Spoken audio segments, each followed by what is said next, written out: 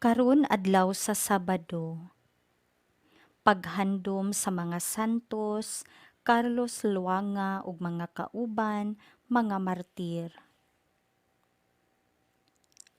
Unsa may imong gipangita? Dungog o awtoridad, bahandi o gahom, o tingali kaharuhay ug usa ka dapit nga luwas? Alang sa nagkapuliking mga ginikanan, mahimong nangita sila nga makapahuway sa makadyot bisan sa hamubong panahon lamang. Ang unang pagbasa, nagdasig kanato sa pagpangitag kaalam. Wala kini nagpasabot nga mukuha kitag degree sa kolehiyo ug mubasa og mga makaikag nga basahon. Hinuon ang kaalam kasagaran gilarawan diha sa karaang kasabutan nga nagagikan sa Dios. Usa kini sa mga gasa sa Espiritu Santo. Ang kaalam maoy gasa nga nagtabang kanato sa pagsabot sa laraw sa Dios alang sa kalibutan ug sa pag-ila sa iyang kabubut-on alang kanato. Makaplaga nato ang kaalam pinaagi sa atong mapaminawong kasing-kasing, ukab ang atong kaugalingon ngadto sa Dios diha sa pagampo.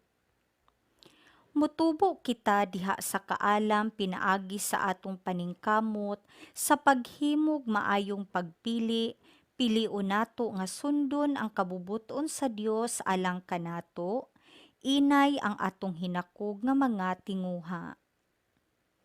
Kung sa makadaghan naghimo kita ni ining maong pagpili, mas masayon alang kanato ang paghimo sa ingon.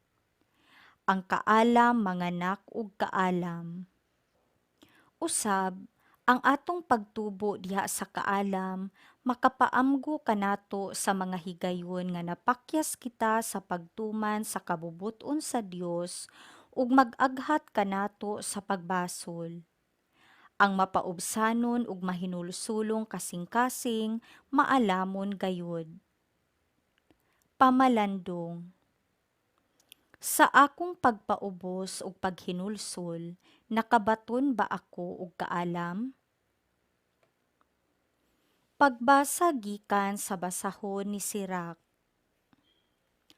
O giluwas mo ako sa hulga sa kalaglagan. Busa nagpasalamat ako ug nagdayeg kanimo.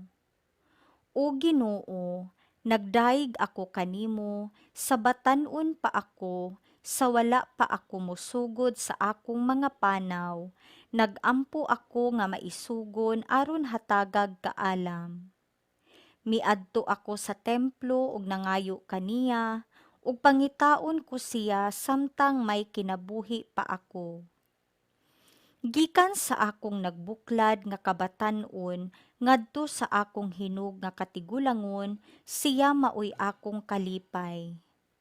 Nagsubay ako diha sa iyang agianan sukad sa akong kabatan-on. Nakadawat ako sa kaalam diha sa akong pagsugod pagpatalinghog kaniya ug gigantihan ako sa usa ka dakong kahibalo. Sa kanunay, ako nagtuon ug nagmapasalamaton sa tagsa-tagsa nga akong mga magtutudlo. Hugot ang akong tinguha sa pagpuyo nga maalamon ug sa paghalad sa akong kinabuhi alang sa hinungdan sa kaayo. Wala ako'y pagbasol. Nakigbisog ako alang sa kaalam ug hingpit ako diha sa akong panglihok. Sa akong pagampo, masulubon kong gikumpisal ang akong kakulang sa kaalam. Apan hugot ang akong tinguha sa paghupot kaniya, ug hipalgan ko siya pinaagi sa pagbantay ko sa akong kaugalingon nga mahigawa sa sala. Mitubo ako diha sa kaalam sukad sa unang pagkakaplag ko kaniya, ug dili gayud ako mubulag kaniya.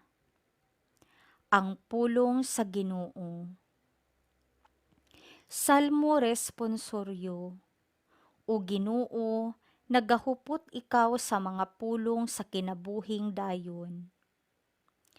Ang balaod sa Ginoo hingpit, nagalipay sa kalag, ang kasuguan sa Ginoo kasaligan, nagahatag og kinaadman sa tawo ngayano. O Ginoo, nagahupot ikaw sa mga pulong sa kinabuhing dayon. Ang mga sugo sa Ginoo matarong, nagalipay sa kasing-kasing. Ang mga sugo sa Ginoo matin-aw, nagahatag og kahayag sa mata. O Ginoo, nagahupot ikaw sa mga pulong sa kinabuhing dayon. Ang kahadlok sa Ginoo malinis, nagalungtad sa kahangturan. Ang mga gimbutan sa Ginoo matuod, silang tanan matarong. O Ginoo, nagahupot ikaw sa mga pulong sa kinabuhing dayon. Labaw sila kabililhon kaysa bulawan, labaw sa usa ka pudyot sa labing lunsay nga bulawan. Mas matamis usab kaysa anibal o sa dugos gikan sa kaba. O Ginoo, nagahupot ikaw sa mga pulong sa kinabuhing dayon. Pagbasa gikan sa Santos nga Ebanghelyo sumala ni San Marcos. Unya namalik sila sa Jerusalem. Samtang naglakaw-lakaw si Jesus sulod sa templo, nangadto kaniya ang kadagkuan sa mga pari, ingon man ang mga magtutudlo sa balaod ug ang mga punuan sa mga Hudiyo ug nangutana. Unsa may imong katungod sa pagbuhat niini? Ug kinsa may naghatag kanimo sa maong katungod?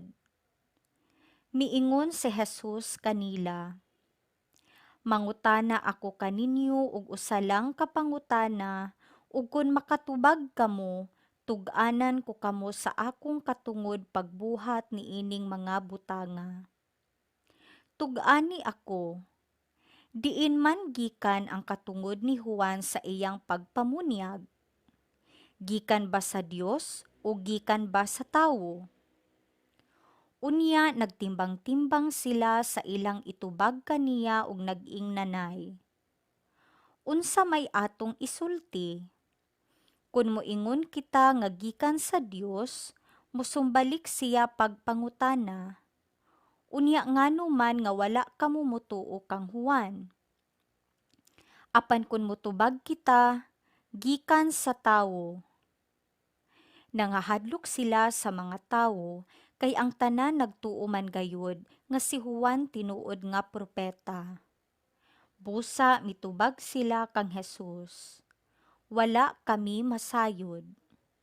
Ug miingon si Jesus kanila, nan, dili ko usab kamo tug-anan sa katungod ko pagbuhat niining mga butanga. Ang Ebanghelyo sa Ginoo.